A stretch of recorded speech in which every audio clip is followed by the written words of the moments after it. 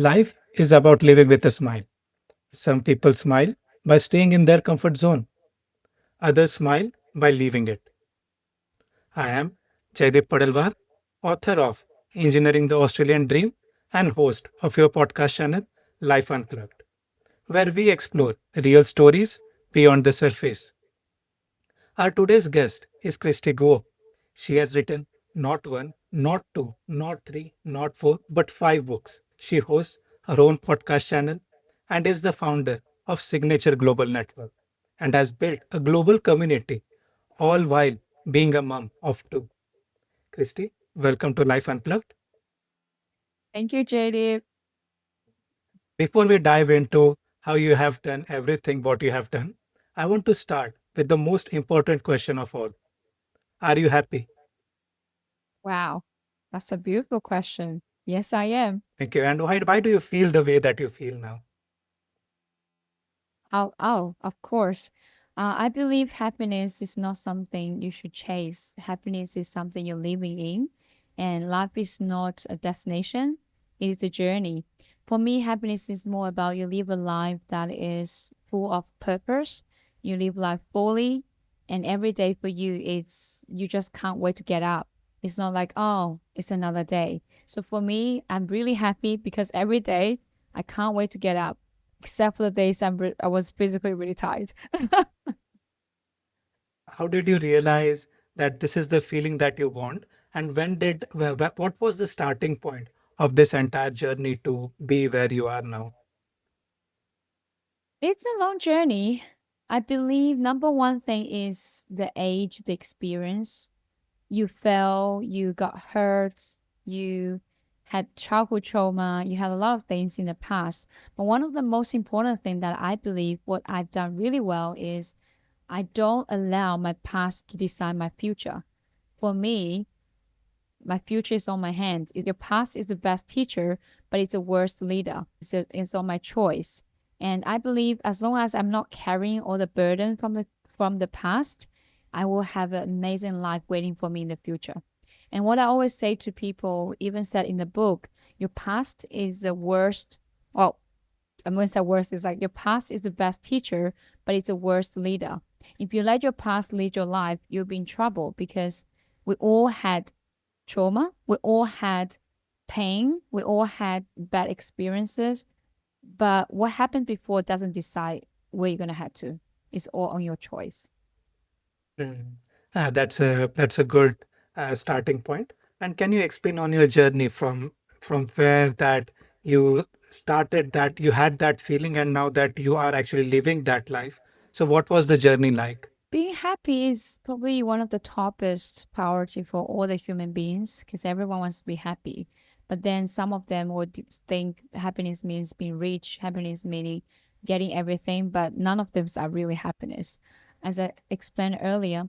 But going back to my childhood, I was born in a small town in China. In fact, I was a illegal child. When I say illegal, because in China you have one child policy that I was just a secretly born.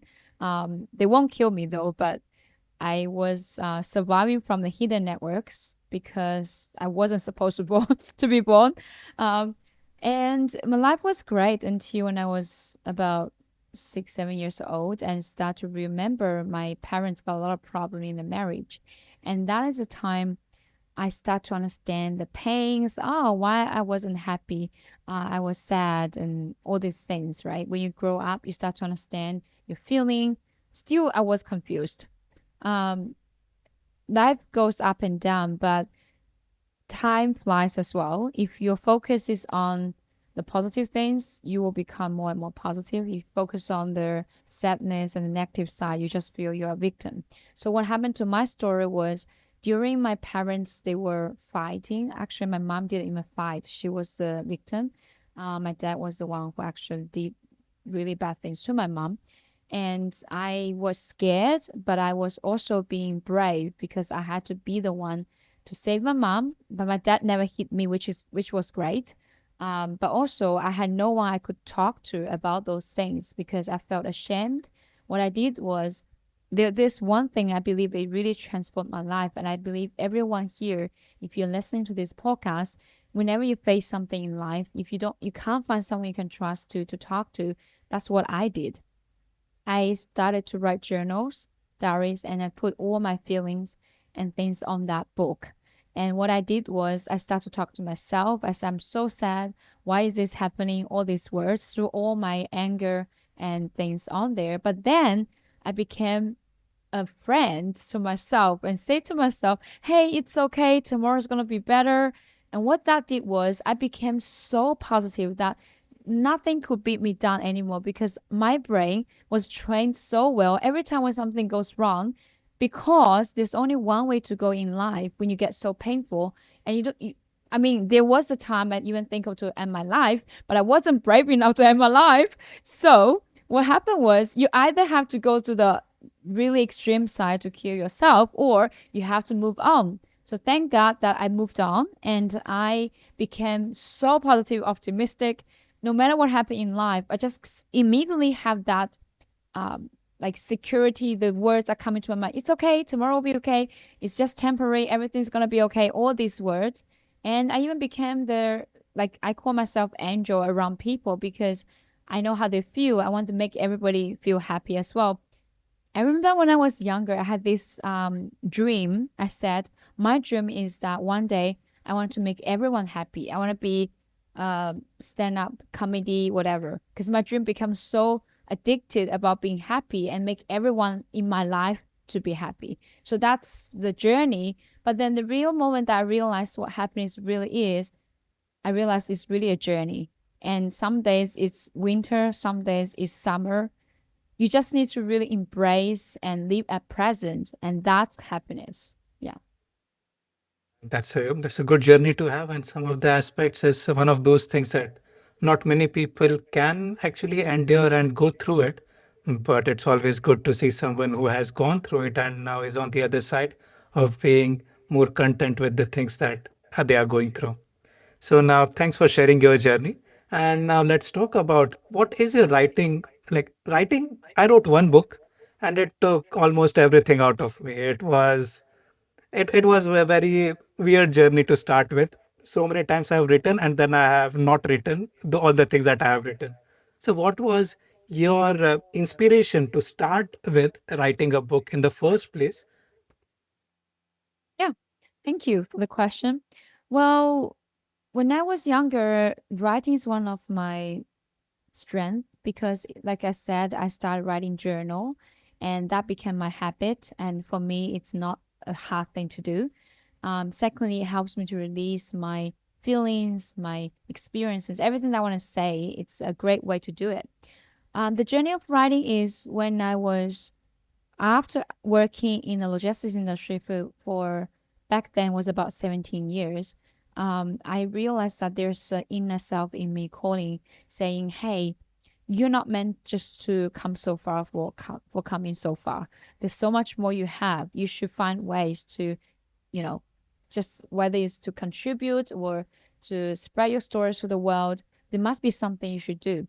And I realized that after reading one book from another day, a friend, and I was like, this guy's story was good, but I think my story can be also very good. So that was the time I said, I need to become an author. And it has been, when you, like you said, you wrote the first book, usually the first book is the hardest one because you never done that before. There's a lot of self-doubt and belief system. There's a lot of things stopping you. You're going to find a lot of barriers rather than opening the past. I can do this. You're like, oh, maybe I can't. Or maybe there's this, maybe there's that. That's exactly what happened to me as well. So for those who are listening, if you have any dreams or ideas that you think it's impossible, let me tell you, these are just your belief system because that's exactly what happened to me. And then it took me so much courage.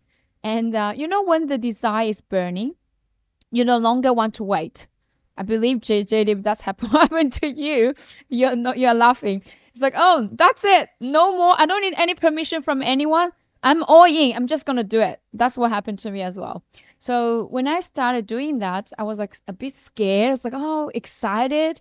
But what happened was is really we really underestimated our power and our strength, and human potential is huge. And one thing that I would encourage everybody, which it always helped me, is whenever something want to stop me to do what I want to do, or I'm scared, I said, if anybody else has done it, I can do it.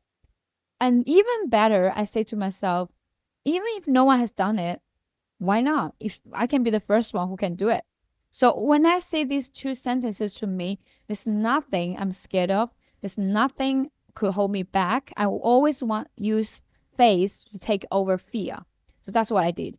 And I started doing it. The first book was took me about I think 7 or almost a year, altogether a year and a half to get the book out. That was, I only wrote like, oh, actually, sorry. The first one I'm talking about my own book. But before that, it was about 6 months, 3 to 4 months. I wrote the co-author journey. But the first one is about 1 year and a half from drafting, from editing, and then formatting all this process, right? I felt great.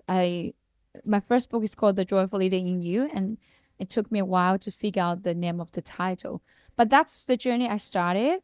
Now, you mentioned earlier that I have books, just not just one book. In fact, I already got 6 books.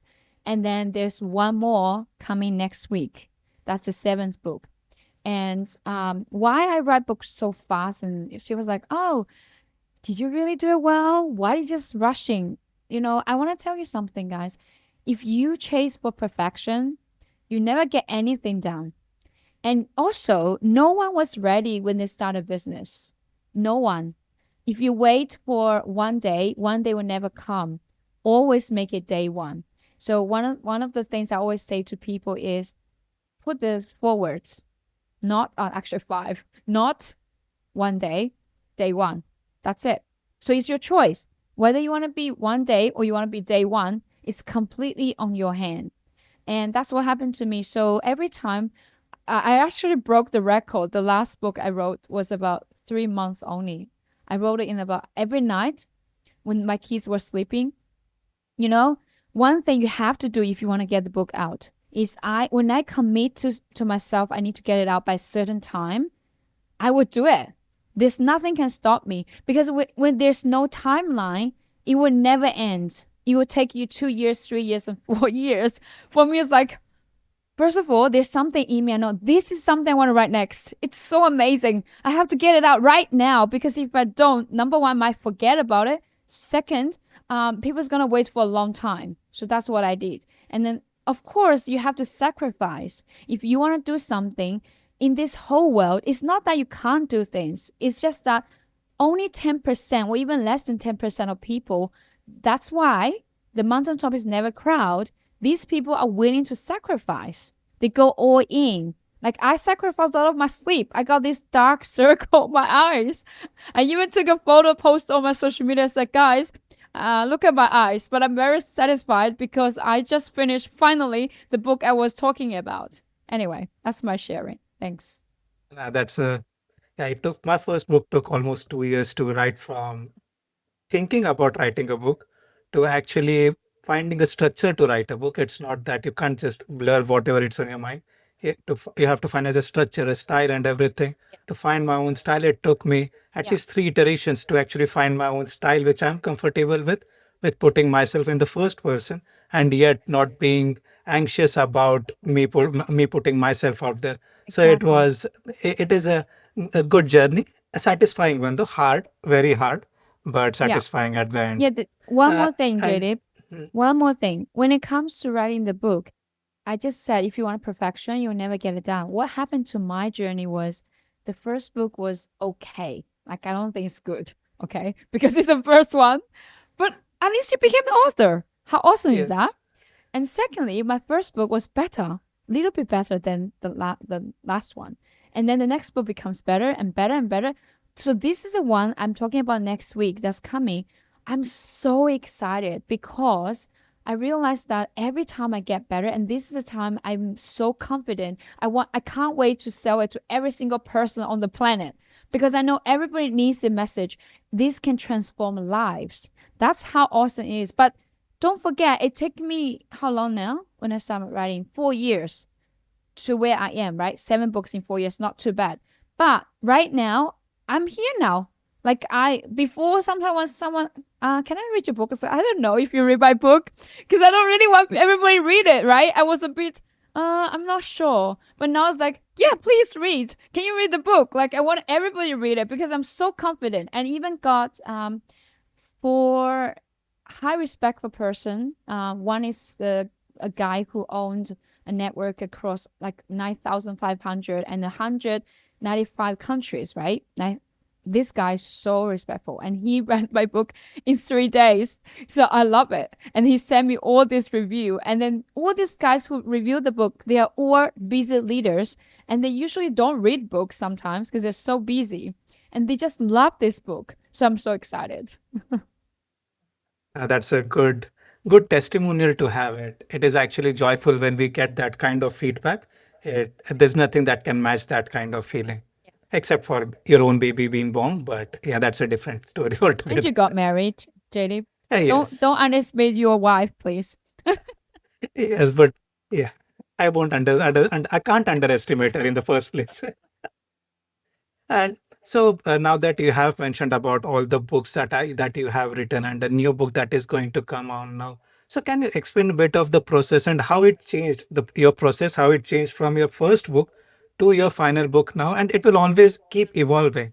There is no, I won't say that this book, Exactly. maybe it's your seventh, but it's not that the Yeah. process now is Yeah. set in stone. It will keep evolving, but at least now, how have you progressed Yes. in your process?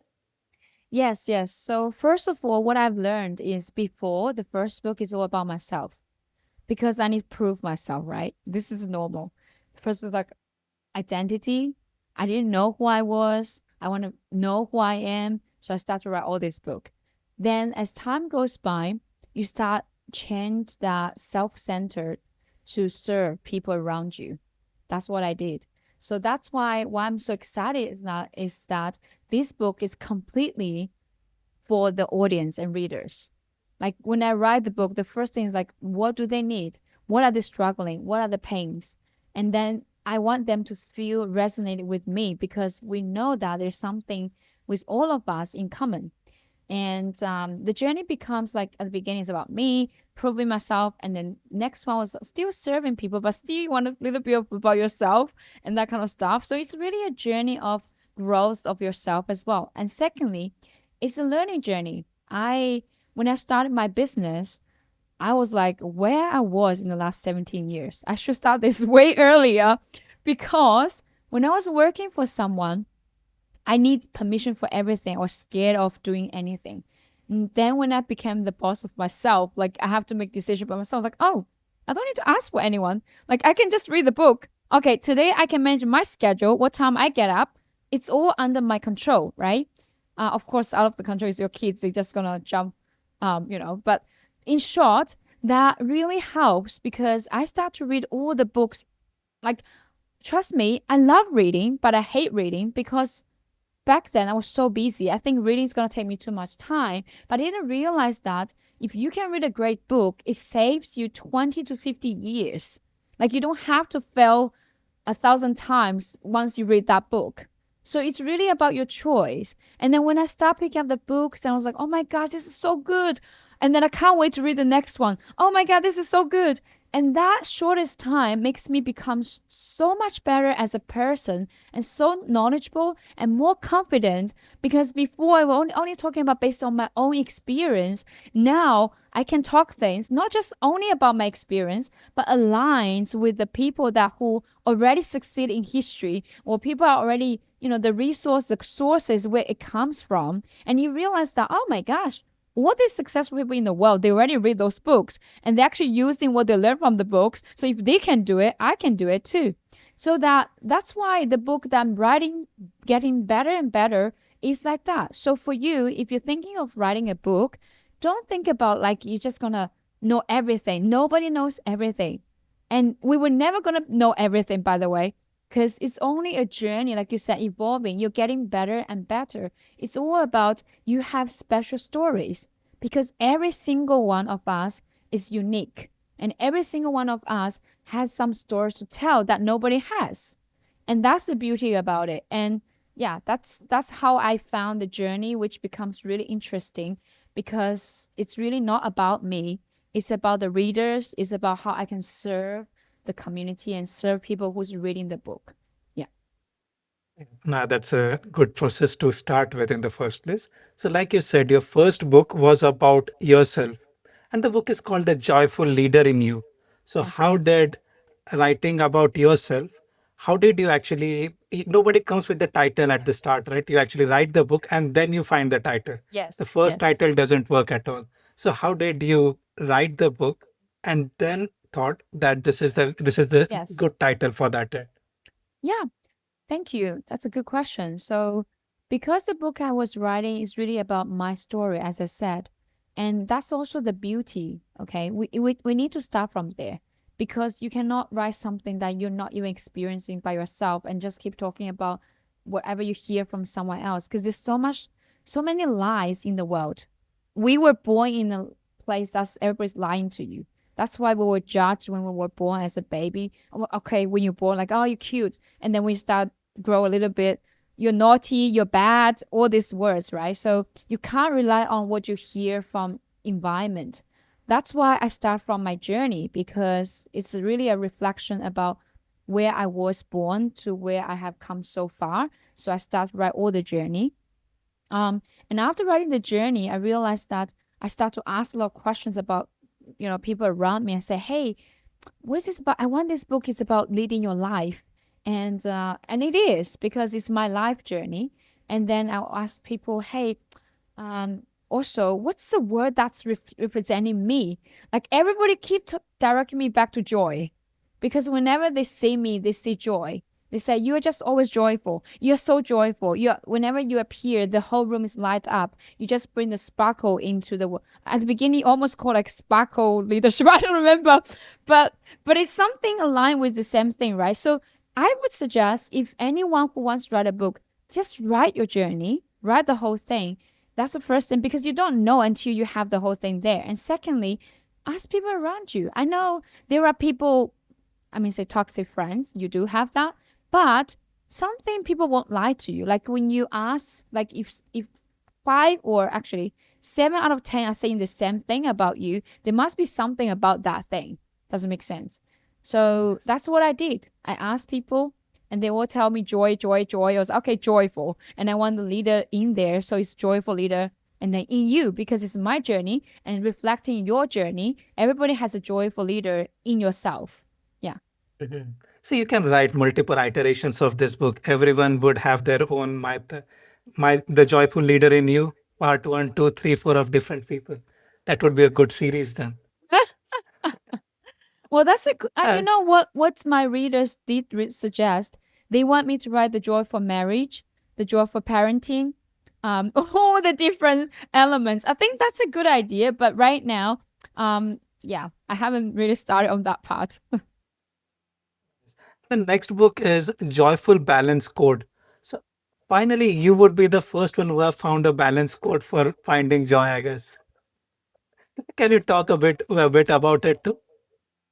So the joy of the balance code is why I was running my business and I went to run my global event.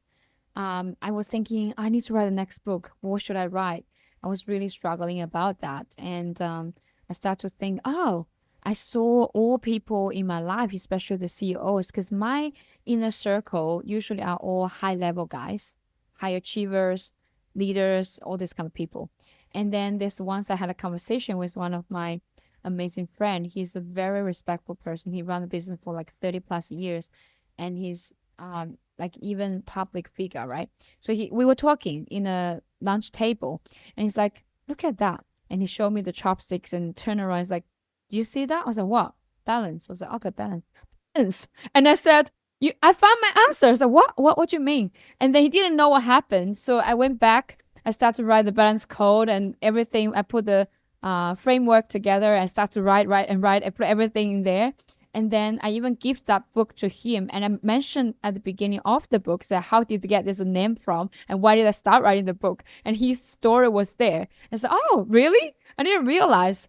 So I started that because I realized in life, it's really about balance, right? If you, sometimes people are very extreme. You can say, I just want to I just want to work, or workaholic, or I just want to be a housewife, just being like, doing no work. It's also extreme because I believe there's a difference between human and animals. Humans can work. And work doesn't have to be having a job or working for someone. You can contribute, you can serve people, you can do something.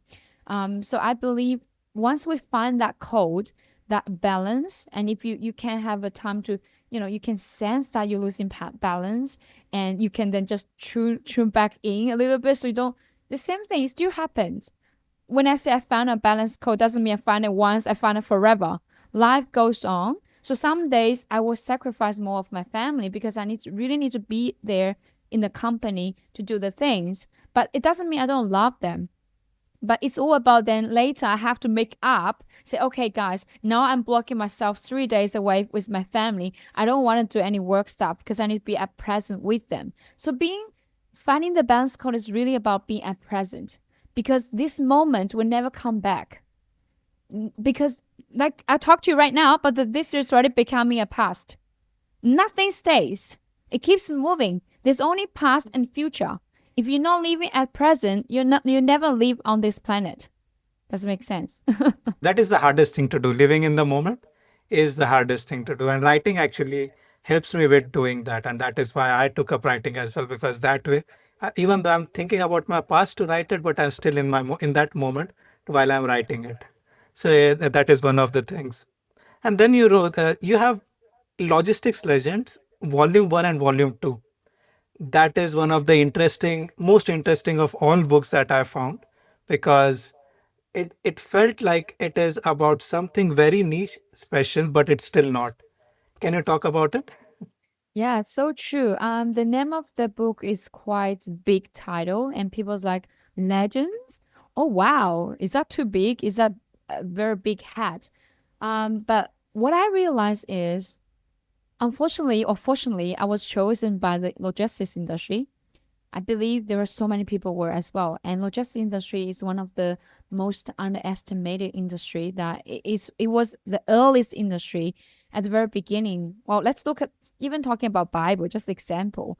Noah was ships, right? Noah has a ark. He's already moving the animals, right? Logistics has been there forever.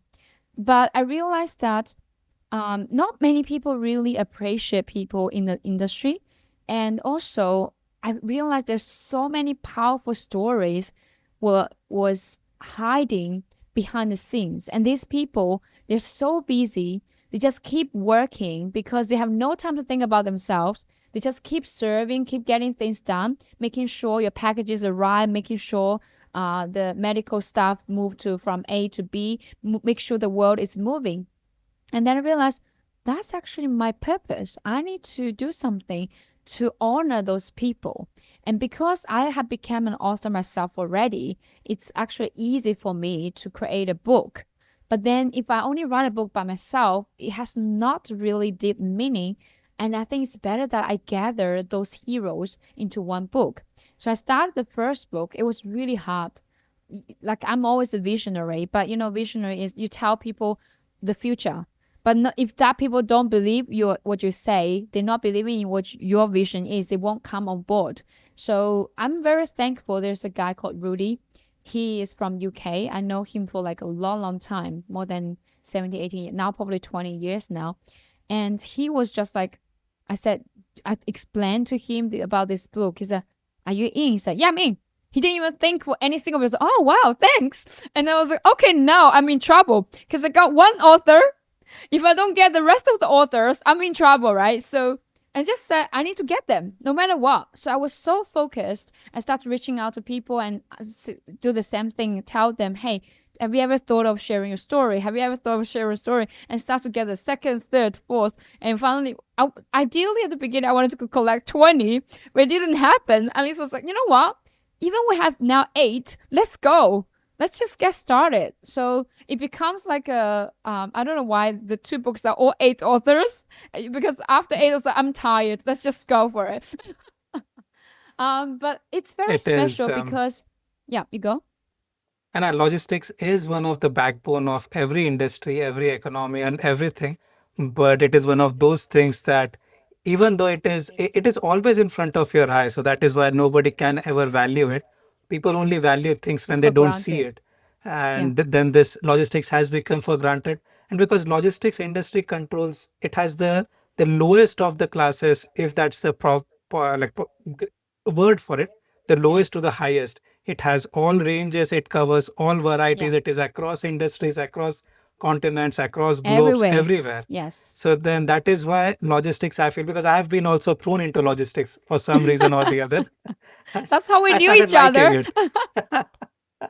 And that's how I started liking it, because it had I had so much career opportunities once I got into logistics. I'm not confined to one space only. I can go across industries. I can be in a $2 shop. I can also work for a multinational pharmaceutical company. A I can be $10 for shop, not $2. yeah. And now everything is expensive. So that $2 has got up to $10 now. Okay, I agree with you, Jaideep. I believe that logistics industry, if you can survive or if you can work in logistics industry, you can literally work in any industry because it trains you to be the strongest person ever. You have to be a problem solver. You have to be resilient because, like you said earlier, if you enter to this industry, you're facing people who have completely different levels. Some are not even well educated. I'm not judging anyone, but these people are doing their part. It's so important to have those people serving us. Without any of them, the world would not function well as how we enjoy our life, right? So yeah. Mhm. So now that you wrote about your book, you wrote about the balance code that you made. You also wrote about Logistics Legends, Volume 1 and 2. And now the fourth book is the most interesting one, World's Thought Leaders. So how is that? So one was the logistics leader. So you found a few people in your industry. And then about thought leaders is completely it's not in your industry, right? So it is out of where you worked for that much time. So how did you come up with this book? Thank you. The Worst Thought Leaders is actually one of the most special books so far. Just Legends, of course, it's already in the high level because nobody has a book like that, and the stories are really inspirational. But when I realized that everything I was doing reflecting my journey, even the first book I was writing is about the joyful leader in you, and I realized I got a gift of leadership. When I say gift, it doesn't mean only I can do it. Like even if you don't have a gift for leadership, it's about your mindset, it's about your skill. You can train. But then I realized that's one of the biggest thing I've done really well. And I realized that it's also missing in this world. Um, there's no offense, but most school were meant to train workers. That's how history is set up. And that's why leadership is tend to be really ignored or neglect. And there's nowhere you can find a lot of very useful information about leadership. Even there's leadership books, they're all about how you should do this, how you should do that. But there's no stories really about being a leader, what's happening in the life and stuff like that. Because stories are the most powerful things in the world. And when people read things, if it's not story, it's so boring. It's hard to really digest, or even you probably sit for 1 minute, you want to sleep. But then that's the idea. It's like, oh, we need something like that. If I've written this co-author book for legends, why don't I just collect another group of authors to be leaders? And because they're all leaders anyway, those guys who participate in all these books, they are all entrepreneurs or very high level leaders. Some of them even manage, thousands of people in the organization. So they have already these experiences, not just about words or knowledge. Words and knowledge are powerful, but without experience, it's nothing. People can talk. Like if A tells you what happened, but it's even not true. You don't even prove it. You can tell to third person and the fourth person. But these people's stories are real stories, and they share exactly what happened. And when they make a decision, what are the thinking, what are the principles and everything. It's super, super powerful. In fact, if I look at the sales rate of the books, I think this book has been selling really well still. Nice. And there is one more book that is coming up this I think next week, right? That you talked about. Yes, so it's coming on the 30th of January with the ebook version. For the first copy, which we released for the first one day or maximum 3 days, we will only charge like less than $1. We were gonna use the money to do the charity. That's what we usually do. The reason behind that is number one, of course, it's good for promoting, but number one, we want more people get to own the book without paying so much money, so that it really does its magic and it can serve more people in the community. And secondly, it's also great to do some charity work. That's going to be really awesome as well. Now, the book is called Interdependence. I can't share too much because if I do, it's gonna lose its color. But when you go there, you grab it, you can see, you can have a quick peek. What I can share with you is this idea has been there for a long time, but recently it got really strong. And because I was invited by TEDx stage, I'm gonna be a speaker there, and this idea was super super special. And they like, wow, you must be the one to come, because they were so like, I will be the right person to share this idea based on my experiences and stories. And also, I don't know, it's just so funny, like I said about the Joy of Balance code. My friend was on the table and talked to me and said that, and suddenly I said, yeah, that's it.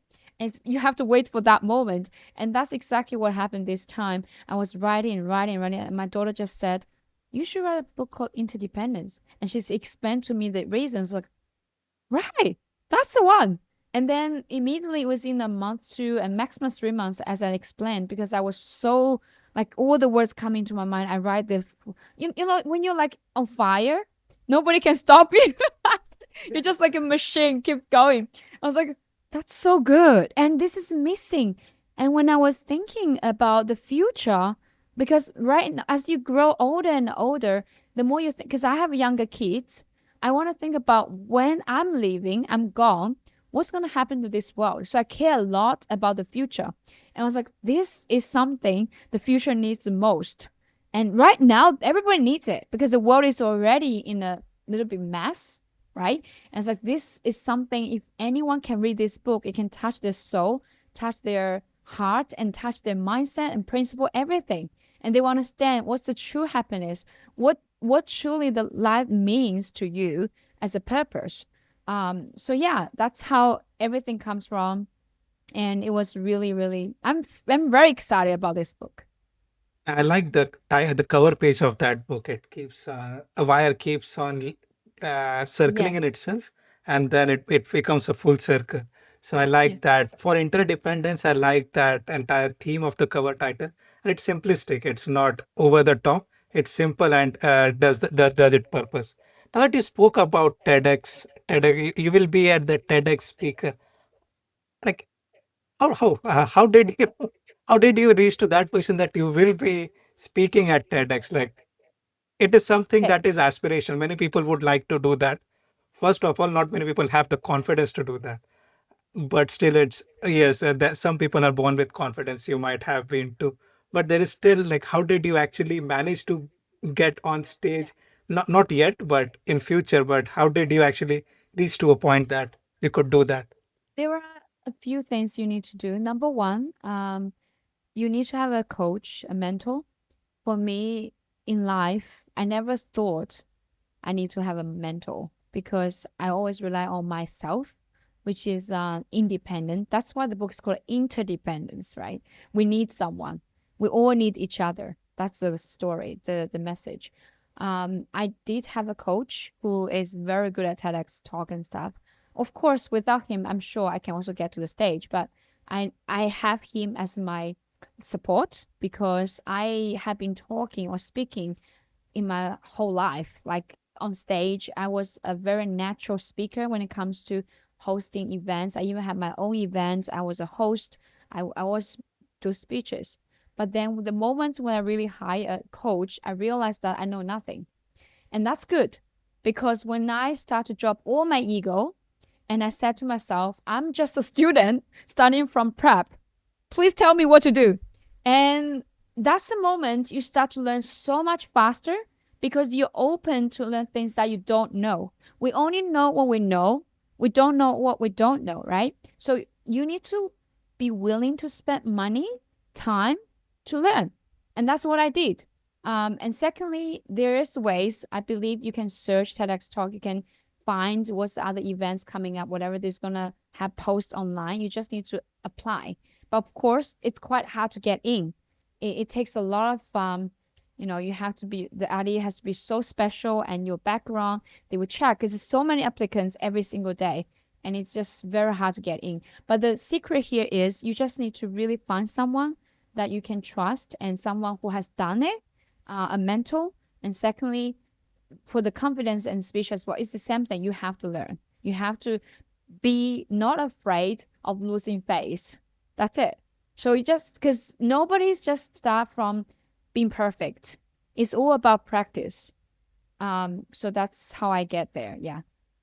And that's a good thing because I could actually resonate with what you said now, that you always thought that you don't need a mentor. It's you and you can do it and you don't need anyone else to help you out. There are many people like that, including me.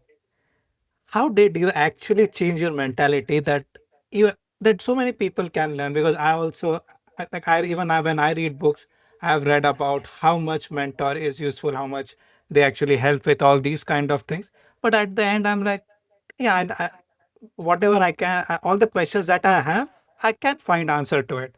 But then to change that shift, that to bring that shift in mentality of yes, you need a coach, you need someone to help you Yes. out, and for me, it's not just that I'm arrogant about that. It's just that my shyness about approaching someone to ask for help, that Yeah. also restricts me to approach someone for help. But so how did even you would have that kind of problem? So how did you overcome that resistance to approach someone and actually help getting a help from someone? Yes. Yes. Thank you. I love that question. So there are a few things. Number one, we all are running a different journey, right? Everybody has a different journey. That's why we cannot judge each other. I cannot judge you. You cannot judge me because you don't know what happened to my life. I don't know what happened to your life. But the moment that why I become so open for finding mentors is because when I start reading books, I'm first of all, that's the first step. I'm willing to learn, right? Because before I didn't even have a chance to read books. I know everything. I don't need anything. That's arrogance. But we all had that moment, so don't feel bad. And like I've been there. And then the moments when I open my eyes and start to open my mind as well and open my willingness to learn more from others, that's a step one. And the second step is I realized because I'm very obsessed when it comes to being a billionaire, millionaire. It's not that I love money. I don't. Money is great, but money is very useful. So my dream is I can become the kindest trillionaire in the world. I can do charities. I can save so many people's lives. That's what I want to do, right? That's not a bad dream. So I watch a lot of things about the billionaires and the sharing that, the interview, and I found something in common. Everybody has a mentor. And then I was like, if those guys who are already so successful, they're having mentors, I'm even here, I'm climbing. What the point? I don't need a mentor. Of course I need a mentor. So that immediately changed Mhm. my mind, right? But then here's the challenging part. You can't just say I want a mentor, you just find any random person. And that's very hard. That's why I respect. I'm still doing that too. Like I'm not hiring a bunch of mentors because it can be really overwhelming. And they also cost you money. You can't throw the whole money like, guys, I need your help. I give all my money, just come and help me. That's not the case. The case is you still can find ways. Like, for example, you are learning. There's always different ways of learning. You can learn from, for example, you watch a TEDx talk, someone shares something really amazing. You take notes and you implement that. That's great. That's one of the ways. But the things I said in the mentor is really you become so serious about your life because life is so short. And when you realize that there's so many things you want to do, but you don't know where to get started, you don't know where to get there. And the only way, the quickest way, is not that it's truly the only quickest way, is to find someone who has already done it, tell you exactly what to do, and you can get there in the shortest time. So it's your choice. Nobody's going to force you. You can maybe take you 20 to 30 years to get there, or it can only take you 3 years or even 1 year because this guy has already done it. And that's where it Mhm. make me really like, I believe, I'm not here judging because I used to be there, by the way. I was born in a very humble family. Is poor people use time to buy money. Rich people use money to buy time. And one of the reasons why you need to hire a mentor is because you don't want to become the poor people forever. You need to use the money, invest in someone who can invest you so that you can grow yourself, because yourself is the biggest wealth you have. Once you have a personal growth, grow into a certain level, money just gonna flow to you. And that's happened to me. So when I remember the first mentor I invested, I paid the guy more than $10,000. I was like, oh, this is crazy. What am I doing? I was scared. But then within a week, because I became a mentor myself, I earned doubled. I got $20,000 client, and I paid back my what I paid, and I also learned more, and I become a very high level coach. And that was the best decision ever. And you know what's funny? Our potential is huge, but we don't change until we have to. And when there's a pressure, you find a way. But if there's no pressure, you don't move. I'm Yes. comfortable. I just enjoy my life another day. Don't bother me, please. But that's what happened. I always, you have to be addicted and obsessed with being uncomfortable. So every day my life is very uncomfortable. And whoever comes to my life, they become uncomfortable. So last night I was chatting with one of my CEO friends from London. He said to me, because he introduced another guy to me, and the guy was in a high level. This guy, like, huge. His company is worth $100 million, right? So anyway, before he got to be my client, my a coaching client, and he was talking to that guy. He's like, "Hey, I don't feel comfortable to just talk to this lady because he knows I'm the right person for that guy." And then this guy said to him, well, I'm afraid to say you have to get used to be uncomfortable because she's the right person. And then this guy, now he has winning so much in life. His life becomes so much better, completely transformed, and he's so thankful.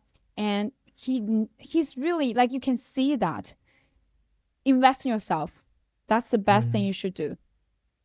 Yes, our mentorship is important, and hopefully, I can take some inspiration, a leaf out of that mentorship uh, mantra that you gave me. And then hopefully, I'll find a mentor for me as well sometime soon. Let's see. And yeah, can you? So, Signature Global Network, I read about it a lot, and you guys host event almost all over the world. Like there's Bali, there is Japan, there are quite a few places that I could go around. So, what does Signature Global Network does, and how do you actually help? Because it also helps people to grow their businesses, to start businesses as well. So, how does Signature Global Network actually help in people achieving their dream or growing on their dream? Yes, thank you.